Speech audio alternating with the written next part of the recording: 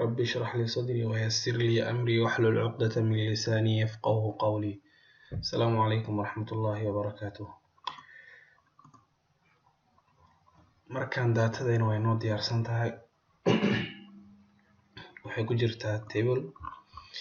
waxaan u baahanahay inaan analyze gareyno feature-ka ugu fiican ee data lagu analyze gareeyo Excel ku jira waa Power Pivot.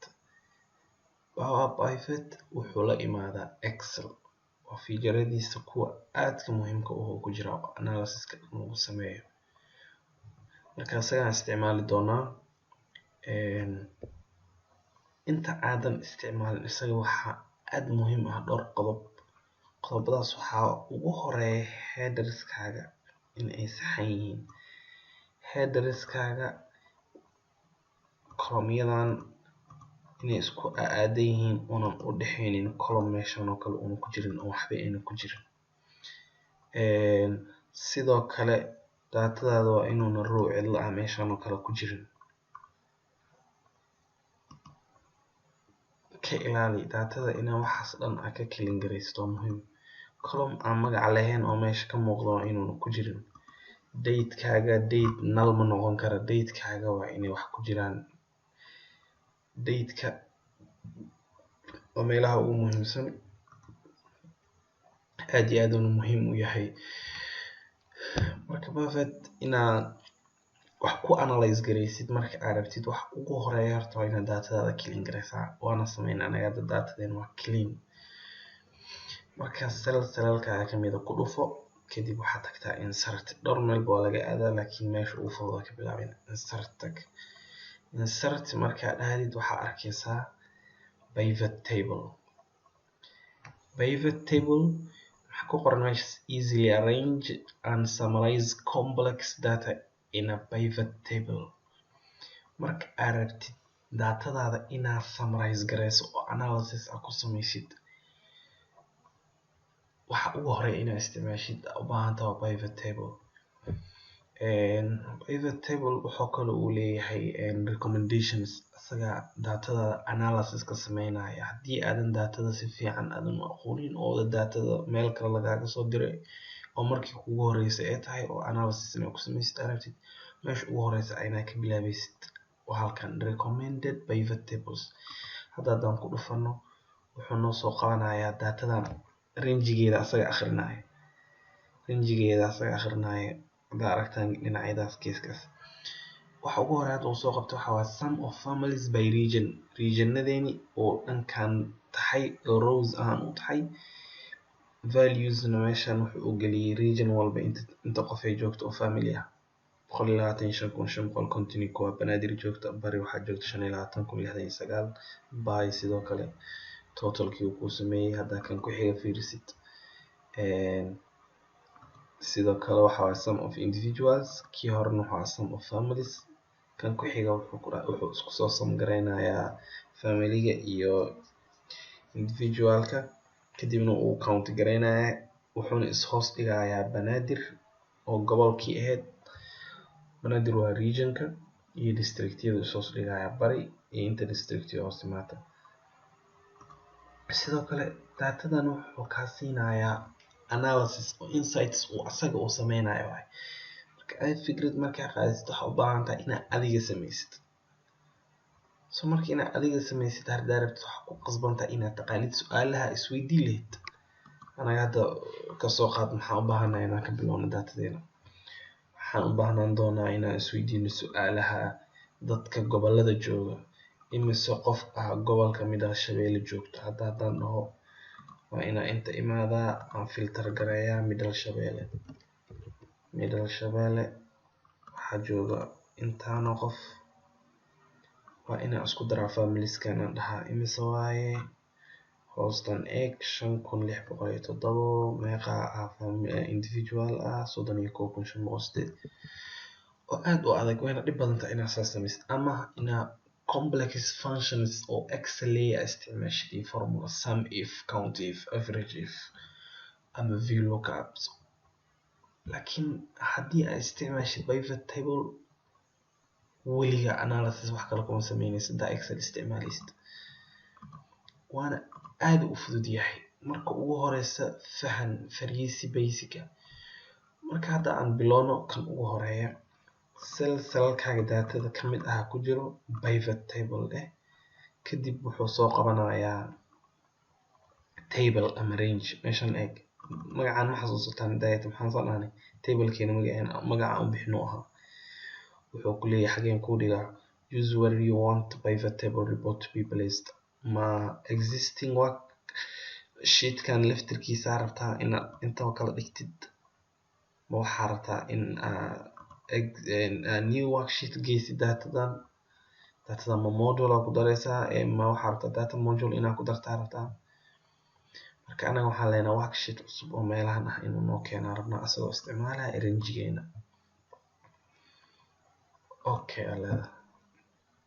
okay marka aad dhahdid sheet cusub oo ku keenay sheet-kan cusub waxaa dhahdaa pivots.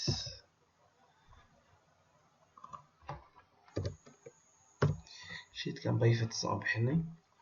u fiirso cell-kan haddaan ku dhufto waxaa baxaya toolska inta taagnaa, laakiin haddii aan ku dhufto pivot-ka korkiisa uu soo noqonaya. waa sida table-ka oo kale. table-ka marka aad banaan ku baxdid taabkii kor kasoo muuqanayay wuu baxaya. haddaa laakiin datada dhexdeeda ku dhufatid wuu soo muuqanaya. marka pivot table hadda waa dhex joognaa. laba area ugu muhiimsan aad muhiim u ah. areadan oo qaybtan ah iyo qaybtan markaad joogtid analysis field listigan on iyo off ku sameyn karta. hadduu baxay haddaad soo celin rabtid waxaad leedahay analyze tag kadibna field list uu ku soo celinayaa. marka waxa ugu horeeya inaan eegna aan u baahanahay waxa waaye meeshan waxaan maxay ku leeyihiin waa maxay serial number, region, district name, categorization, settlement type, families. waxaan waa headers-ka datadeena dib hadda ugu noqono headers-kan waa wuxuu halkan keeno uu kusoo akhrinayo. haddii table badan aad haysatid more tables intuu kugu soo qaban lahaa. hoos usoo dhaadhac. afartan box aad iyo aad ay muhiim u yihiin. waa inaad kala taqaanid mid walba faa'iidadu leeyahay. column haddaad dhahdid datada aad rabtid waaye header ahaan ama column ahaan inay noqoto xaggan ay ku fariisato. rows marka aad rabtid waa datada inay saan u fariisato aad rabtid. meeshaan ay soo fariisan doontaa. values waxaa geli doona wax walba oo lambar ah ama aad rabtid inaad xisaabisid. haddii ay tahay total, hadday tahay average, hadday tahay percentage, hadday tahay count, kulli wax imaanaya values. filter waa filter, shaqadii filterka unbuu qabanaya. column-ka ah inaad rabtid ku filter gareysid pivot table-kaaga. hadda midka ugu horeeya oo ugu easysan aan abuurnay oo ugu fudud region oo kale haddaan soo qaado. marka aad soo qaado u eeg fiirso region-ka ma wada aniga hadda mouse-kaygan ku wada xagee isleed uu ku fiican yahay region haddaa column geysid suu ekaanade bari bay galgaduud qurxoon tahay inay saas datadaada ku analyze gareysid. data dheer inay xaggaas noqoto maya. soo jiid rowga keen. hadda waxay u egtay datadan data habaysan. maxaa u baahana marka region walba inta family ama household ay jooga. marka family laba mid baan sameyn karaa ama sidii markii hore hadda aan kii region-ka u jiido kale inaan usoo jiida inta u keeno ama inaan checkboxkaas haddaan taabto.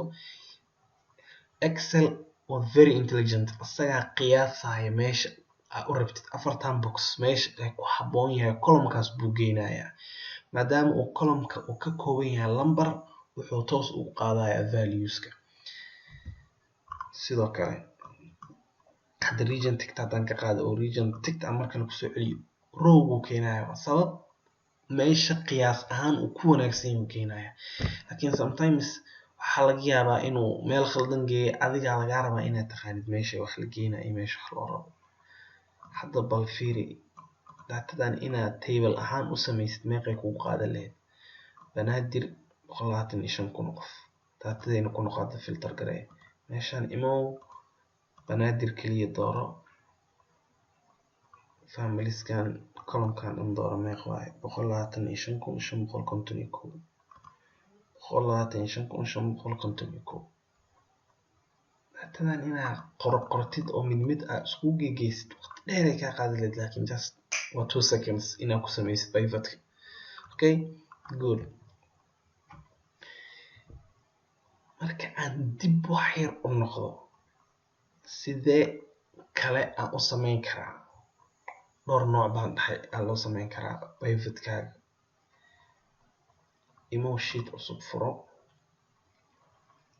insert pivot table leh haddaa xasuustiin daatada marka aan joognay sheetka daatada aan ku dhex jirnay ranjiga asaga akhrinay laakiin hadda ranjiga anagu naga rabo meeshaan waxaan ku qorayaa magacii aqaan waxay ahayd data waa magaca u bixinay tablekeena okay haddaa dhaho wuxuu ii keenay meel aan pivot table cusub ku abuurto sidee kale aan ku samayn karnaa haddana daatadeena dib haddaa ugu noqono design toolska uu tableka leeyahay aan tagno summarize with pivot tables uu leeyahay asagana mar walba boxkan waa arkaysaa waa muhiim ama daatadan haddaa kor taagan tahay asaga hadduu table yahay asaga hore kasoo akhrinayo waa aragtaa markaa daatada ku dhex jirtid hana ka walwalin daatada inay inta ka filter garaysan tahay asaga filter iyo filter la-aan wixii daatadaas tablekas dhan ku jiro kuusoo akhrinaya hadda adoo gudihii daatada jooga designer kasii tagtay oo table toolska ah kadib summarize with pivot tables aad wuxuu ku keena boxka isla meeshii haddoo kale uu ku geenaya okay pivot table muhiimadiisa ugu sareyso waa taas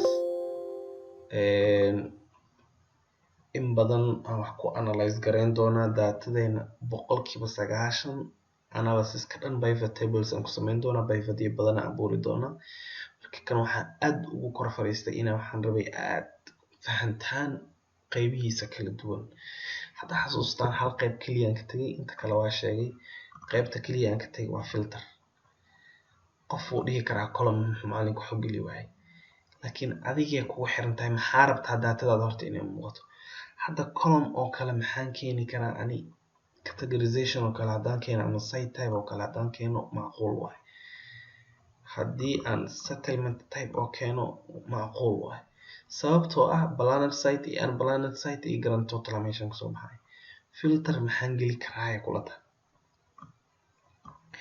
daatadaada haddaa si u fiiriso filter waxaa ku qorxoonaan karaa categorization oo kale keeno markaas waxaad dhihi kartaa inaa inta imaatid select all kadibna waxaad doorto urban clear daatadan waa isbedelaysaa meesha ka muuqato daatadan waa isbedelaysaa okay haddii aad sii rabtid rural urban aad ka bixisid daatada way soo yaraatay haddii aad rabtid very urban mar walba figureski way sii yaraanayaan wuxuu ku filter gareynaya filterka adiga isticmaashid okay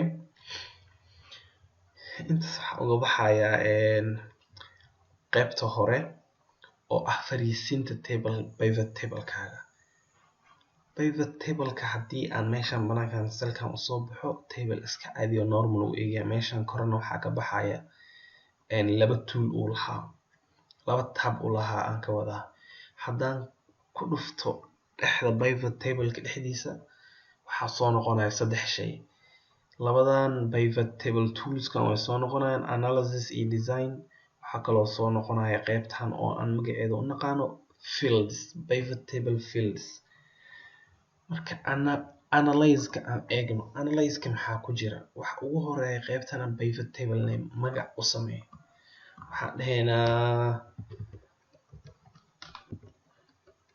pivot by region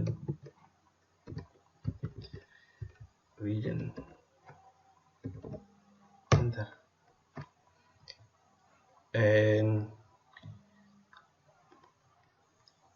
sidoo kale haddii aad slicers aan soo gelin karnaa gadaalan ka baran doonaa iyo timeline data sourcigan kasoo akhrinaysid bedeli kartaa haddaa rabtid oo daatooyin kale meesha ku change data source hadaan dhaho wuxuu geenayaa daatadeedii data meeshan keenay. haddii aad rabtid data kale inaad ku xirto kama soo qaad datada 2016 oo kale aan rabnay inaan ku xirnaana inaan inta imaana table range soo akrinaya range kaliya soo akrinaya waayo meeshan anaga magac ma u bixinin haddaa xasuusataan. gadaal igu soo celi table ka haddana wuxuu soo akrinaya magaciisa. okay reference invalid wuxuu leeyahay already wuu ku jiraa.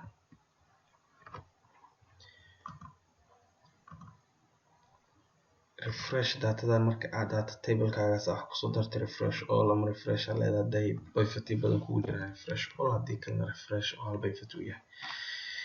kan haddaa rabtid inaad clear garaysid clear all clear filters. haddaa rabtid inaad pivotka meel kala geysid oo kale haddii aad rabtid inaad charts ama visuals aad samaysid waxaad isticmaali kartaa pivot charts. wuxuu leeyahay chartiyo kala duwan uu leeyahay. qaybtan wuxuu leeyahay recommended pivot tables waa qaybta data aan ku soo bilownay. field list buttonadii waa halkan ay ku yaalaan. qaybta designka asagana waxaa ku jira qayb aad iyo aad muhiim u ah oo inaad fahantid iyadana muhiim ay tahay. subtotals iyo grand total iyo report layout iyo blank. qaybahan waxa aad u muhiimsan oo kale hadda si report layout kan u aragno kale waxa ku kala bedeli karnaa muuqaalka uu datada ku soo baxay. report layout kan hadda midka uu yahay waxa waaye compact form. haddaa rabtid inaad mid kale ka dhigtid oo kale aan dhahno tabular format fiirso line oo wuxuu soo gelinayaa table camal ah table. sidoo kale repeat all items iyo don't repeat waxay ku fiican tahay datadan inaan ku tusno haddii districts uu inta yaalo districts hoos keeno. datadan haddaad si u fiirisid table ay ku jirtaa. haddii aan ku celiyo compact form datadan way soo hoostaalaa banaadir waxay hoos tagaysaa meeshan. laakiin haddaa districtyadan aragtid in column madax bannaan oo kale u noqdo waxaa leedahay tabular ama outline form isticmaal. outline form isticmaal haddaa dhahda xariijimihii malahan. haddaa tabular format dhahdid xariijimihii oo tablekaas soo galay kala fiirso. okay aad bay muhiim u tahay in qaybahaas fahantid. totalska iyo subtotalska haddaa dhahda don't show totals wax total ah dhahay tusin kana asna imaatid of rows and column. qaybtan ugu hooseysa iyo qaybtan totalka labadiiba u bixiyay marka aad designkan ku dhufatay off for rows and columns on for rows and columns haddaa dhaho ay soo noqonayaan. grand totalka iyo grand totalkan hoose labadaba ay soo noqonayaan. haddii aad rabtid hal qayb oo kaliya on rows only haddaa dhahda rowska kaliya aan u rabaa total oo iga dhaaf qaybta kale oo columnska ma raba. on for rows labadaba hadda aan ku dayno. subtotals hadda datadeena malaha laakiin show all subtotals haddaan dhaho hadda wuu soo gelinayaa. banaadir total u sameeyey bari total u sameeyey by total u sameeyey. haddii aan dhaho don't show subtotalsna wixii dhan u bixinaya. okay sidii aad mar walba aad rabtid datadan adaa maamusho designkan waa bedeli kartaa haddaa rabtid. maybe designkana ku qurxoon kulli designkana kusii qurxoon sidii ay kugula qurxoon tahay qaybahan kala dooro darkana rabtaa ama colorkana rabtaa colorkii ku cajabiya iyo designkii ku cajabiya ka dooro meeshan.